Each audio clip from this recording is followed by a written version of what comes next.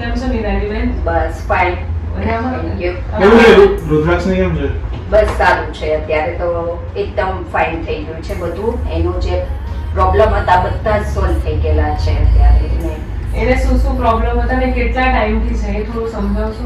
એને આઈજી હતું, ખૂબ જ ખાંસી અને શરદી થઈ જતી હતી. એના કારણે તે વોમિટિંગ કરી જતો અને તેને બાપ પણ આપવામાં આવતો, ત્યારે જ એને સારું થતું એ ફીલ. પછી ગૂગલ દ્વારા મેં હોમિયોપેથિક સ્વસ્તિકની વિઝિટ કરી, ત્યાંથી પછી મેં એનો કોર્સ ચાલુ કર્યો છે.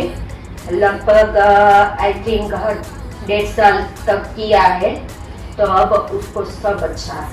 અને પહેલા કેટલી વસ્તુની એલર્જી હતી તમે કહી શકો ને હવે શું ખાઈ શકે છે? એને તો પેલા તો ફૂલ દૂધની એલર્જી, દૂધની બધી જ આઈટમની એલર્જી હતી. ઘઉં, ચણા એ સિવાય બધું જ એને એલર્જીમાં ગણાતું હતું અને તે દૂધ તો પી જ નતો શકતો. ને અત્યારે એને બધું જ હવે હું ચોકલેટ, ડ્રિંક, કોલ્ડ ડ્રિંક બધું જ એને વ્યવસ્થિત રીતે આપી શકું છું ને પ્રોબ્લેમ હવે કંઈ નથી થતો એને. બરાબર. હવે કોઈ તકલીફ છે તમારે જે કોઈ?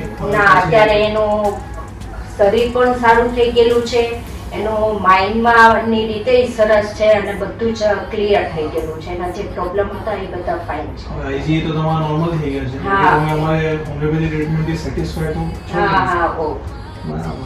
રુદ્રાક્ષ છે કહેવાનો તારે? કેવું કેવું લાગ્યું? ફીલ થાય છે તને? સારું. સારું. દવા લેવાની બી મજા આવે ને હોમિયોપેથીમાં તો? બરાબર. Okay, thank you. ઓકે.